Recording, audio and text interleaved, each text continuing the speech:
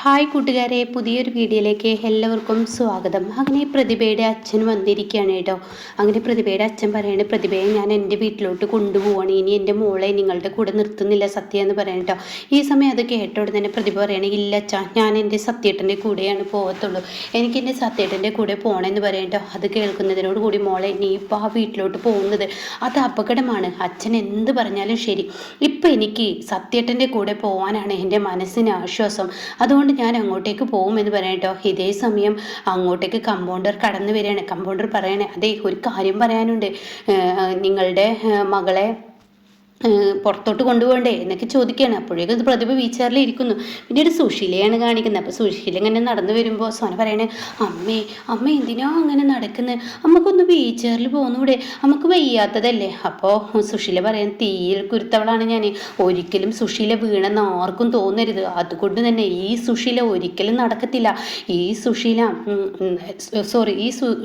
വീൽചെയറിൽ നടക്കത്തില്ല, സുശീല ഈ നടക്കുന്നുണ്ടെങ്കിൽ സുശീലയുടെ കാല് കൊണ്ട് തന്നെ, അങ്ങനെ ഒരാളെ പരസഹായം സുശീലക്ക് വേണ്ട എന്നൊക്കെ പറയുമ്പോൾ, അത് ശരിയാണ്, കീടനാശിനി കുടിച്ചിട്ടും ഈ മലയാളികളൊന്നും മരിക്കത്തില്ല, അത് സത്യം തന്നെയാണ്. കാരണം പച്ചക്കറിയിലും മീനിലൊക്കെ ഇപ്പോൾ ഈ കീടനാശിനി തന്നെയല്ലേ ഇടുന്നത്, അപ്പോൾ ഓട്ടോമാറ്റിക് കീടനാശിനി ചെന്ന് അതിനെ തരണം ചെയ്യാനുള്ള ആ കരുത്തായിട്ടുണ്ട്, അതുകൊണ്ടാണ് എന്ന് പറയാം കേട്ടോ. അപ്പോൾ സുശീല അവിടെ അത് പറയുന്നത് തന്നെ ആക്കിയിട്ടാണെന്ന് അവിടെ സുശീലക്ക് മനസ്സിലാവുന്നുണ്ട്. അപ്പോഴേക്കും സത്യൻ അങ്ങോട്ടേക്ക് എത്തണം കേട്ടോ.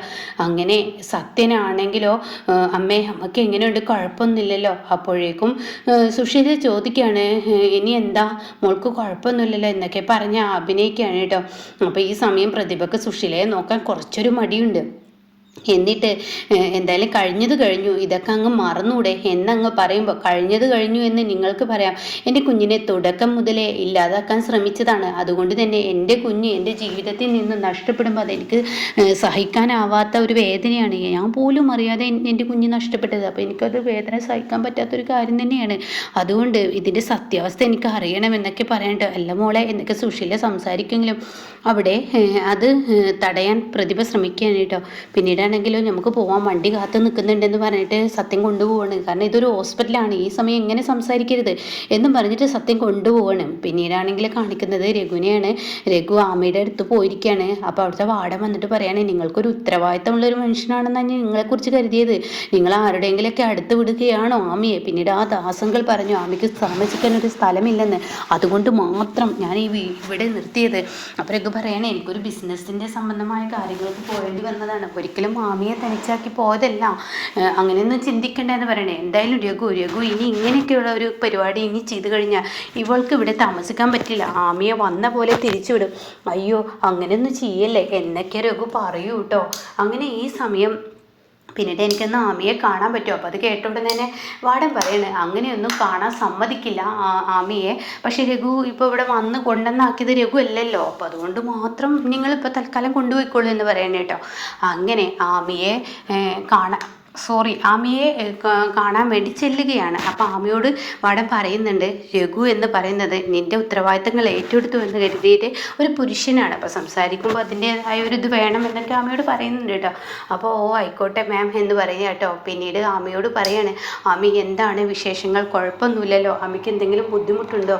അപ്പോൾ ആമിയുടെ കുഞ്ഞിൻ്റെ കയ്യിൽ ഒരു ഗിഫ്റ്റൊക്കെ കൊടുക്കുമ്പോൾ പറയാണ്, എന്തായാലും ഈ ഗിഫ്റ്റ് അവളുടെ അച്ഛന് എപ്പോൾ വരുമ്പോഴും അവൾക്ക് കൊടുക്കും, അതുകൊണ്ട് തന്നെ അവൾക്ക് ഒരുപാട് പ്രതീക്ഷയാണ് ഇങ്ങനെ ഒരു ഗിഫ്റ്റ് കിട്ടുക എന്ന് പറയുന്നത്, അവളുടെ സന്തോഷമാണ് എന്നൊക്കെ പറയുമ്പോൾ, അതിനെന്താ ഇതിപ്പോൾ ശീലിപ്പിക്കണ്ട, ഇനി ഇവൾ വരുമ്പോൾ ഇതൊക്കെ ആഗ്രഹിക്കും എന്ന് പറയാം കേട്ടോ. അപ്പോൾ അത് കേൾക്കുന്നതിനോടുകൂടി അതിനെന്താ കുഴപ്പമൊന്നുമില്ല എന്നൊക്കെ പറയാണ്. പിന്നീട് കാണിക്കുന്നത് ഭാനുമ്മയാണ്. ഭാനുമ്മയുടെ അടുത്തോട്ട് വിനയം വരികയാണ്. അപ്പോൾ വിനയനെ കണ്ടുകൊടുക്കുന്ന ഭാനുമ്മ പറയണം, ഇതേ വിനയ, ഞാനൊരു കാര്യം പറഞ്ഞേക്കാം, ചിരുവിനെ കാണാനാണ് നീ വന്നതെങ്കിൽ അത് വേണ്ട, അച്ഛനെ കാണാനാണെങ്കിൽ അനന്തമാഷ് ഇവിടെ ഇല്ല, അപ്പോൾ അതുകൊണ്ട് നീ പോയിക്കോ, ഇവിടെ ചീരു ഇപ്പോൾ സമാധാനത്തോടു കൂടി കഴിയണം, അവളുടെ കുഞ്ഞുങ്ങൾ രണ്ടും ഉറങ്ങാണ്, ചീരു ആണെങ്കിലോ ടെൻഷൻ അടിക്കാൻ പാടില്ലെന്നാണ് ഡോക്ടർ പറഞ്ഞിരിക്കുന്നത്, അപ്പോൾ അതിനനുസരിച്ച് ചീരു ഇവിടെ നിന്നോട്ടെ, നീ പോയിക്കോ എന്നൊക്കെ പറയുമ്പോൾ, അയ്യോ ഞാൻ രണ്ടുപേരെയും കാണാമെന്നല്ല ഞാൻ വന്നിരിക്കുന്നത്, അമ്പിളി ചേച്ചിയെ കാണാനാണ്. അതും നടക്കത്തില്ല വിനയ, ഇപ്പം തൽക്കാലം പോയിക്കോ, മാഷില്ല ഇവിടെ എന്ന് പറയാട്ടോ. അപ്പോൾ അത് കണ്ടിട്ടാണ് അമ്പിളി പുറത്തോട്ട് വരുന്നത്.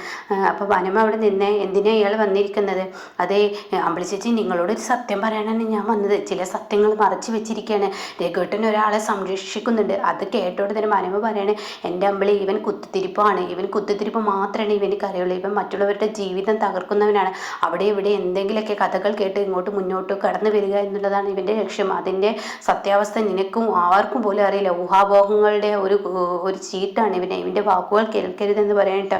അപ്പോൾ ഇത് കേൾക്കുന്ന അമ്പിളിയാണെങ്കിൽ അതിൽ വലിയ വിനയനല്ലോ. അങ്ങനെ അമ്പിളി ചോദിക്കുകയാണ്, ആരെയാണ് രഘുവേട്ടൻ സംരക്ഷിക്കുന്നത്? അപ്പോഴാണ് കേട്ടോ അങ്ങോട്ടേക്ക് മാഷ് കടന്നു വരുന്നത്. അപ്പം മാഷാണെങ്കിലോ, മാഷിനെ കണ്ടോടെ തന്നെ, ഇനി നിങ്ങൾ പറയുന്നുണ്ടെങ്കിൽ എൻ്റെ വിനയ ആ മാഷിൻ്റെ മുന്നിൽ വെച്ച് പറഞ്ഞോ, അതാണ് എനിക്കും നല്ലത്. അപ്പം അമ്പിളി പറയണേ, അച്ഛാ, ഈ വിനയം പറയാണ് ആരെയെ സംരക്ഷിക്കുന്നുണ്ടെന്ന് രഘുവേട്ടൻ. അപ്പോൾ എന്തായാലും വിനയൻ അച്ഛന് മുന്നിൽ വെച്ച് തന്നെ ഈ സത്യം പറയട്ടെ. അപ്പോൾ ഇത് കേട്ടോടെ തന്നെ, എനിക്കത് പറയാനൊന്നും യാതൊരു എളുപ്പമില്ല. എന്നാൽ നിങ്ങൾക്ക് ഈ വീട്ടിൽ യാതൊരു സ്ഥാനവുമില്ല. ഞാൻ ആരുടെ മുന്നിൽ വെച്ചെന്നും പറയും, ഞങ്ങൾ കുടുംബക്കാരാണ്, നിങ്ങൾ എന്തിനും ഇതിൽ കയറി ഇടപെടുന്നത് എന്ന് വിനയം പറഞ്ഞോടെ തന്നെ മാഷ് പറയണേ, എട വിനയ, ഇവിടെ നിൻ്റെ മക്കളും നിൻ്റെ ഭാര്യയും എന്ന് പറയുന്ന എൻ്റെ മകളും ജീവിച്ചു പോകുന്നത് ഈ ഭാനുമ്മയുടെ ഔദാര്യം കൊണ്ടാണ്. ഈ ഭാനുമ്മ അവർക്കൊരു കുറവും ഇല്ലാതെ വളർത്തുകയാണ്. അവരോട് ഇറങ്ങിപ്പോവാൻ നിനക്ക് ഈ വീട്ടിൽ എന്താ അവകാശമുള്ളത്? ഇറങ്ങിപ്പോവാൻ ഞാൻ നിന്നോട് പറയുന്നു. അപ്പോൾ തന്നെ അമ്പിളി പറയണേ, ഇതേ രഘുവേട്ടനെ കുറിച്ച് എന്തോ സത്യം വെളിപ്പെടുത്താനല്ലേ വിനയം വന്നിരിക്കുന്നത്. അപ്പോൾ അതുകൊണ്ട് ഒരു കാര്യം പറയട്ടെ അച്ഛാ, അവനോട് എന്താ സത്യം എന്ന് ചോദിച്ചു നോക്ക്. അതെ, ഇവൻ തോക്കിൽ ഉണ്ടയില്ലാത്ത ഒരു കാര്യവുമായിട്ടായിരിക്കും ഇവൻ വരുന്നത്. ആ തോക്കും ചൂടി ഉണ്ടയും ഉണ്ടാവില്ല, തോക്ക് ചൂണ്ടി മറ്റുള്ളവരെ ഭയപ്പെടുത്തുക എന്നുള്ള ഒരു സ്വഭാവക്കാരനാണ്. അപ്പോൾ ഇതേസമയം എൻ്റെ തോക്കിന് ഉണ്ടയില്ലോ ഇല്ലേ എന്നുള്ളത് നിങ്ങൾ ഈ കാര്യത്തിന് ശേഷം മനസ്സിലാക്കും. അപ്പോൾ ഉടൻ തന്നെ, അച്ഛൻ ഞാൻ പറയട്ടെ, എൻ്റെ തോക്കിന് ഉണ്ടൊക്കെ ഉണ്ട്.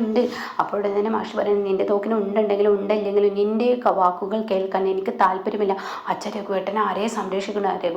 രഘു ആരെ സംരക്ഷിച്ചിട്ടല്ലേ ഉള്ളൂ, അല്ലാതെ അവരെ വേറൊന്നും ചെയ്തിട്ടില്ലല്ലോ രഘു. പിന്നെ എന്താ നമ്മളീ നിൻ്റെ കുഴപ്പം? അല്ല അച്ഛൻ അങ്ങനെയല്ല, വിനയം പറയട്ടെ. വിനയം പറയണ്ട, വിനയൻ്റെ വാക്കുകൾ കേട്ടുമടുത്തു. അതുകൊണ്ട് തന്നെ അവൻ പോയിക്കോട്ടെ. ഞാൻ അല്ലെങ്കിൽ എൻ്റെ അനുമോളുടെ കാര്യത്തിൽ ടെൻഷനാണ്. ഇപ്പോൾ ഇത് കേൾക്കാൻ എനിക്ക് തയ്യാറല്ല. മര്യാദക്ക് ഇവനെ ഇറങ്ങിപ്പോട്ടെ എന്ന് പറഞ്ഞിട്ട് അമ്പിളി കയറിപ്പോയി വീട്ടിലോട്ട് എന്ന് പറഞ്ഞിട്ട് പറഞ്ഞു വിടാൻ കേട്ടോ. ഇതേ സമയം എൻ്റെ കണക്ക് കൂട്ടലുകളെല്ലാം പിഴച്ചിരിക്കുകയാണ് വിനയൻ. എങ്ങനെയെങ്കിലും ഈ ന്യൂസ് ഒന്ന് അമ്പിളിയെ അറിയിക്കണമെന്നുണ്ട്. പിന്നീട് കാണിക്കുന്നത് ഇന്ദ്രനെയും അതുപോലെ തന്നെ അനുപമയാണ്. പ്രതിഭയുടെ റൂമൊക്കെ നല്ല വൃത്തിയിൽ ഒരുക്കാണ്. അപ്പോൾ ഉടൻ തന്നെ, മതി എൻ്റെ അനുവിനെ ഇങ്ങോട്ടേക്ക് പോരെ, ഇവിടെ നിന്ന് ഒരുക്കണ്ട. അപ്പോൾ ഇത് കേട്ടോടെ തന്നെ, അല്ല അവൾ ഇപ്പോൾ ഒരു ഇത് കഴിഞ്ഞ് സർജറി കഴിഞ്ഞ് വരികയല്ലേ, അപ്പോൾ അവൾക്ക് അവളുടേതായ ക്ഷീണവും കാര്യങ്ങളൊക്കെ ഉണ്ട്. അപ്പോൾ അതിനുള്ള സൗകര്യങ്ങളൊക്കെ നമ്മൾ ചെയ്ത് കൊടുക്കണ്ടേ എന്നൊക്കെ പറയുമ്പോൾ വണ്ടി വന്ന് നിൽക്കുന്ന ശബ്ദം കേട്ടു കേട്ടോ. അങ്ങനെ പുറത്തോട്ട് അനുപമ ഓടി വരികയാണ്. പിന്നീട് പ്രതിഭ ഫ്രണ്ടിൽ ഇരിക്കുന്നത്. പ്രതിഭയെ ഇറക്കാൻ നോക്കുമ്പോൾ സോന ഒരൊറ്റ തട്ടങ്ങ് തട്ടണം കേട്ടോ. എന്നിട്ട് പറയുന്നത്, പ്രതിഭ നീ ഇറങ്ങ് എന്ന് പറഞ്ഞിട്ട് പ്രതിഭ പതിയെ ഇറക്കിയിട്ട്, സത്യം നീ പ്രതിഭയെ റൂമിലോട്ട് കൊണ്ടേയാക്കെന്ന് സത്യേട്ടനോട് പറയണം കേട്ടോ. പിന്നീട് സുശീലയെ ഇറക്കാൻ വേണ്ടി അനുപമ ചെല്ലുമ്പോൾ അവിടെയും സോന ഒരൊറ്റ തട്ടങ്ങ് തട്ടുകയാണ് കേട്ടോ. അമ്മ ഇങ്ങ് വന്നേ എന്ന് പറഞ്ഞിട്ട് അമ്മയെ പിടിച്ച് വലിച്ചു കൊണ്ടുപോകണം കേട്ടോ.